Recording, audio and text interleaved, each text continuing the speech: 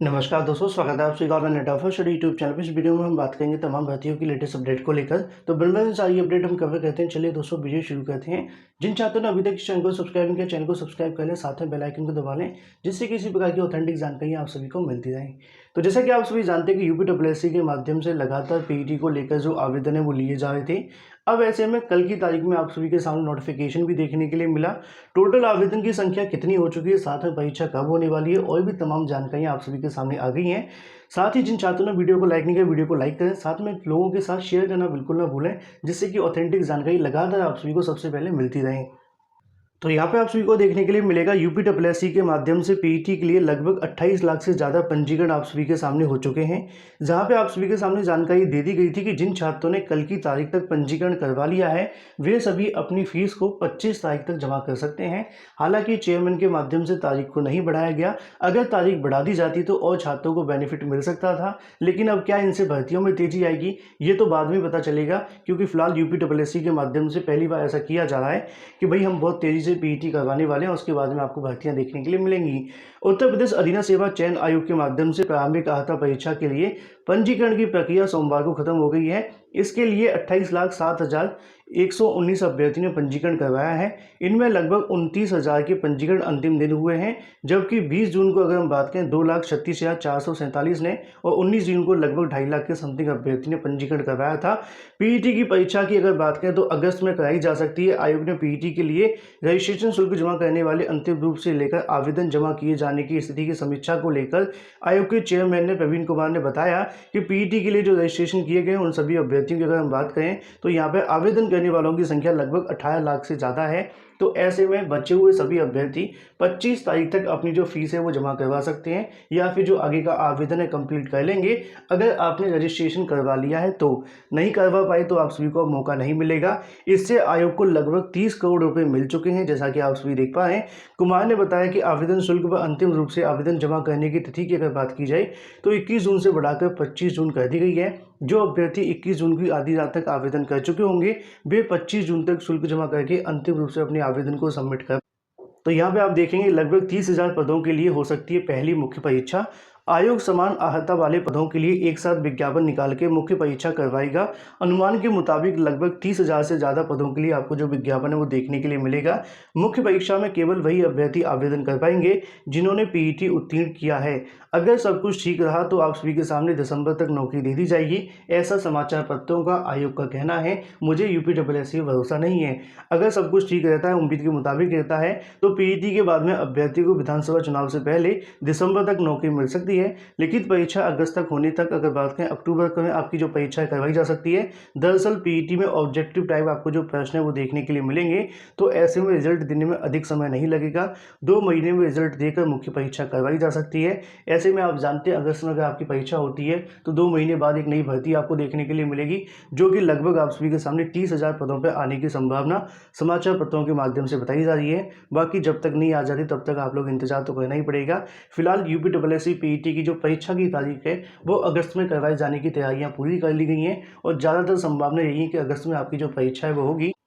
लेकिन वही दूसरी तरफ बात करें 1 लाख पदों पर नई भर्ती के बारे में मुख्यमंत्री साथ में भर्ती बोर्डों को जो आदेश है वो देखने के लिए मिल रहा है। जैसा कि आपको पता है कि मुख्यमंत्री के माध्यम से पिछले कई दिनों पहले जानकारी देखने के लिए मिली थी कि 1 लाख पदों पर जो भर्ती है वो आपको देखने के लिए मिलेंगी, और भी सरकार के माध्यम से तमाम दावे किए जाते हैं। उसी क्रम में आप सभी को यहाँ पे देखने के लिए मिलेगा कि भर्ती बोर्ड साथ में आयोग के अध्यक्ष के माध्यम से यहाँ पे मुख्यमंत्री उनकी क्लास लेने वाले हैं।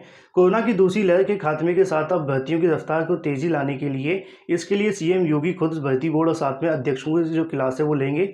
यह बैठक जल्द बुलाई जाने के निर्देश दिए गए हैं। बैठक इसी माह होने की उम्मीद है। इसमें बोर्ड के अध्यक्ष से यह भी पूछा जाएगा कि अब तक कितनी भर्तियाँ पूरी हुई हैं।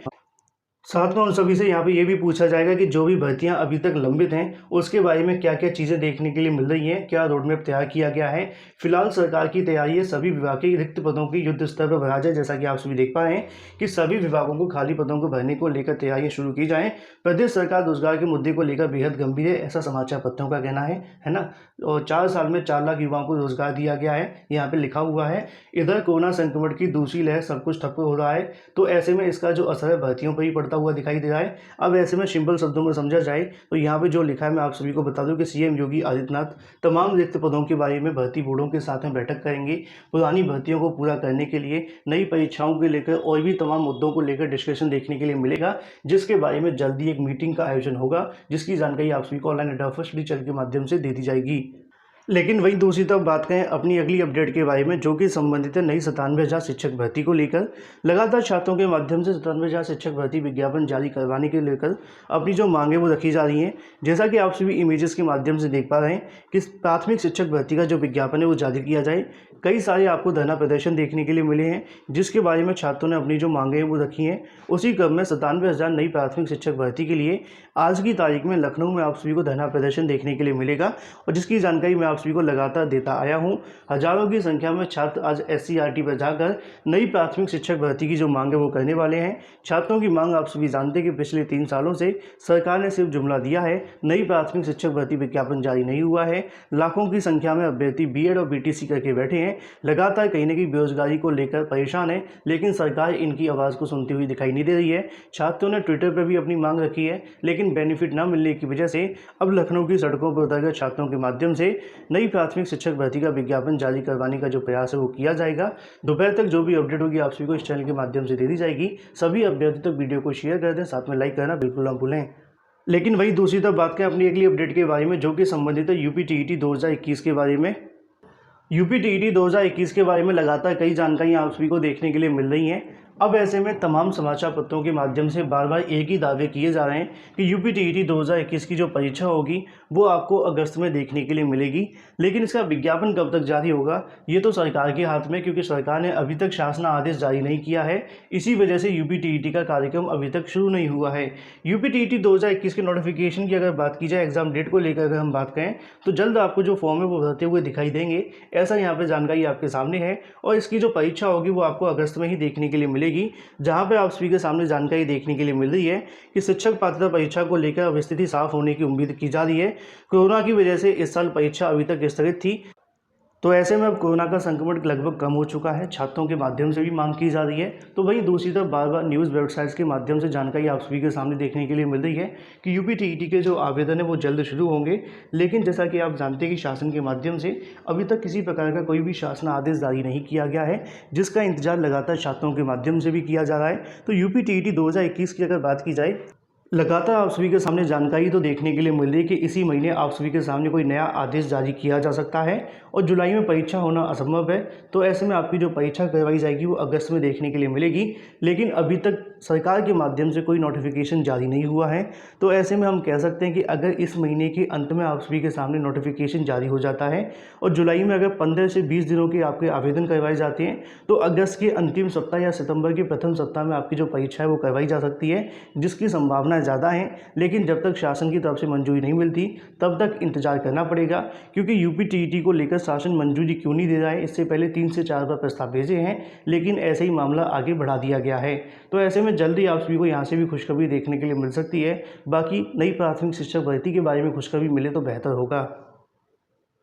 वहीं दूसरी तरफ बात करें अपनी अगली अपडेट के बारे में, जो कि संबंधित है आप सभी के सामने BDO भर्ती को लेकर। आज की तारीख में इस मुद्दे के बारे में सुनवाई होने वाली है, जो कि आपको देखने के लिए मिलेगी कोर्ट नंबर 35 के अंदर, जहां पर जो चयनित अभ्यर्थी हैं उनके माध्यम से मांग की गई है कि सिर्फ आरोपियों पर यहां पर सजा देते हुए इन सभी छात्रों को नियुक्ति पत्र दे दिए जाएँ, जिसको लेकर कोर्ट के माध्यम से सरकार साथ में UPSSC से जवाब मांगा गया था, जिसकी आज आपको जो महत्वपूर्ण सुनवाई है वो देखने के लिए मिलेगी। और सुनवाई के बाद ही फाइनल होगा कि ये परीक्षा रद्द होगी या फिर आपका जो एग्जाम है वो करवाया जाएगा या चयनितों को नियुक्ति दी जाएगी। तो BDO भर्ती के बारे में आप सभी क्या चाहते हैं कमेंट करके अवश्य बताएं। बाकी आज की तारीख के अंदर जो फैसला होगा कोर्ट के माध्यम से, उसकी जानकारी आप सभी को ऑनलाइन अड्डा फर्स्ट डिजिटल के माध्यम से दे दी जाएगी। तो काफ़ी महत्वपूर्ण आज एक सुनवाई होने वाली है UPSSC की, अगर हम बात करें BDO भर्ती को लेकर। लेकिन वही दूसरी तरफ बात करें 69,000 भर्ती के बारे में, लगातार इस भर्ती के अंदर विवाद तो देखने के लिए मिले हैं, लेकिन विवाद समाप्त नहीं हो रहे हैं। कभी 22,000 सीटों को लेकर धरना प्रदर्शन देखने के लिए मिलता है, तो कभी आप सभी के सामने इसके अंदर MRC को लेकर भी धरना प्रदर्शन आज की तारीख में देखने के लिए मिल रहा है। लेकिन अब ऐसे में अगर बात की जाए 69,000 को लेकर, यहाँ पर महानिदेशक के आदेश को लेकर जो 69,000 पर जारी किया गया था, कोर्ट के माध्यम से स्टे लगा दिया गया है। स्टे क्यों लगाया गया मैं आप सभी को समझा दूँ। अगर आप सभी को याद होगा तो महानिदेशक के माध्यम से एक शासन आदेश जारी किया गया था जो कि संशोधन के मुद्दे के बारे में था। कई प्रकार के संशोधन को लेकर उनके माध्यम से कहा गया था कि बहुत सारे छात्रों की नियुक्तियां रद्द कर दी जाएं, अलग अलग मुद्दों के बारे में, जो कि शासन ने विचार के उपरांत आदेश जारी किया था। लेकिन कुछ छात्र इसको लेकर कोर्ट चले गए। कोर्ट में जाकर इस आदेश को चुनौती दी गई और चुनौती के बाद में इस आदेश पर स्टे लगा दिया गया है। स्टे क्यों लगाया गया मैं आप सभी को समझा दूँ। यहाँ पर लिखा है कि इंटर के बाद प्रशिक्षण लेने वालों की नियुक्ति नहीं देने संबंधी आदेश पर रोक लगा दी गई है।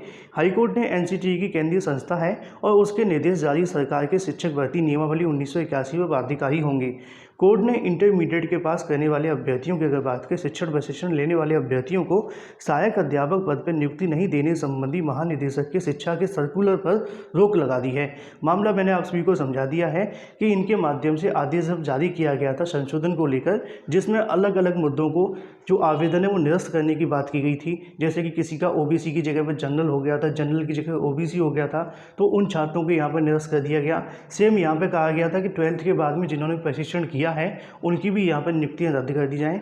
तो छात्रों के माध्यम से जैसा कि आप देख पाएँ कि पूजा तिवारी की याचिका पर सुनवाई करते हुए जे मुनि ने आदेश दिया है कि याचिका अधिवक्ता सीमान सिंह का कहना है कि 69,000 शिक्षक भर्ती की अगर बात करें, आवेदन किया था उसका अंतिम रूप से चयन हो गया। मैनपुरी में नियुक्ति भी मिल गई लेकिन विद्यालय आवंटित नहीं किया गया। याची ने इंटरमीडिएट के बाद डीएलएड प्रशिक्षण प्राप्त किया है। इस बीच 28 जनवरी 2021 को महानिदेशक स्कूल शिक्षा ने सर्कुलर जारी करते हुए निर्देश दिया था कि जिन अभ्यर्थियों के इंटरमीडिएट के बाद में सीधे शिक्षण प्रशिक्षण किया है या डिग्री या डिप्लोमा किया है तो उन सभी अभ्यर्थियों के यहाँ पे जो आवेदन है वो निरस्त कर दिए जाएं। लेकिन एनसीटीई के माध्यम से 28 नवंबर 2014 को इस रेगुलेशन में स्पष्ट किया गया था कि 50% अंकों के साथ में इंटरमीडिएट उत्तीर्ण करने वालों के लिए शिक्षण प्रशिक्षण लेने वाले सहायक अध्यापक पद पर नियुक्ति के लिए आगे होंगे। अब इसका क्या प्रभाव पड़ेगा क्या नहीं ये तो बाद में डिसाइड होगा, लेकिन ये वही आदेश है जिसके माध्यम से संशोधनों को मंजूरी दी गई थी। लेकिन फिलहाल 69,000 शिक्षक भर्ती के अंदर उस आदेश के ऊपर उस पॉइंट पे स्टे लगाया गया है या फिर पूरे आदेश पर लगाया है, लेकिन संभावना ज़्यादा है कि ये जो स्टे लगाया गया है उस पॉइंट को लेकर लगाया है जहाँ पे महानिदेशक ने पूरी जानकारी आप सभी के समक्ष रख दी थी। तो ऐसे में अभी भी इसके अंदर जो विवाद है वो समाप्त नहीं हो रहे हैं। अब जो भी होगा कोर्ट के माध्यम से अगली सुनवाई में आपको देखने के लिए मिलेगा। बाकी ऑर्डर आने तक इंतजार करें, कोई अलग से जानकारी होगी तो वो भी आपको दे दी जाएगी। लेकिन वहीं दूसरी तरफ आप सभी के मन में सवाल ये भी आ सकता है कि इसका कोई प्रभाव थर्ड काउंसिलिंग के ऊपर पड़ेगा कि नहीं। इसके बारे में कोई स्पष्टीकरण अभी तक नहीं है क्योंकि ये आदेश आज ही देखने के लिए मिला है। अगर कुछ होगा तो आपको बताया जाएगा। फिलहाल आप सभी के सामने यह जानकारी है कि शिक्षक भर्ती का जो मामला है 27 तारीख को आप सभी की नियुक्ति की जो सौगातें मिल जाएगी। मतलब यहाँ पर आप सभी देख पा रहे हैं कि 69,000 सहायक अध्यापक भर्ती की अगर बात करें, करीब 6,000 पदों के लिए जो वेटिंग लिस्ट के जरिए भरने का निर्णय लिया गया है, जिसकी 26 जून को आप सभी के सामने वेटिंग लिस्ट जारी होने की संभावना है। सब कुछ ठीक रहा तो 25 को भी आ जाएगी। साथ ही रविवार को वाराणसी दौरे पर आई बेसिक शिक्षा मंत्री जी के माध्यम से जल्दी नियुक्ति प्रक्रिया पूरी करके जिलों में शिक्षकों की कमी को दूर करने की जो बात है वो की गई थी। बीएसए राकेश सिंह ने बताया कि कोरोना काल में कई शिक्षकों की नियुक्ति के बाद से मृत्यु के बाद से विद्यालयों में पद खाली हो गए थे। जिले में 27 शिक्षकों की नियुक्ति मिल सकती है। शिक्षकों के विद्यालय ऑनलाइन आवंटित किए जाएंगे, ऐसी भी जानकारी आपको देखने के लिए मिल रही है। फिलहाल इस आदेश का आप सभी इंतजार करें, जो भी चीज़ें होंगी आपको बता दी जाएंगी। वहीं दूसरी तरफ बात करें अपनी अगली अपडेट के बारे में, जो कि संबंधित है यूपी पीएससी साथ में पीसीएस भर्ती के बारे में। तो जैसा कि आप सभी जानते हैं कि यूपी पीएससी के माध्यम से कई भर्तियों के परिणाम जारी किए जाते हैं और लगभग 90% भर्तियों के अंदर उनकी एक लाइन लिखी होती है कि योग्य अभ्यर्थी न मिलने की वजह से पद खाली रह गई।